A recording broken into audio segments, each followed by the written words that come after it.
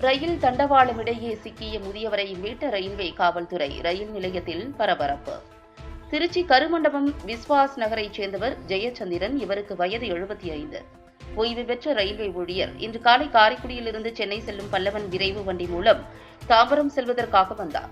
பல்லவன் விரைவு வண்டி திருச்சி ரயில் நிலையத்தில் வந்தடைந்த போது ரயில் நிற்பதற்கு முன்பாக ஏற முயற்சித்ததாக கூறப்படுகிறது.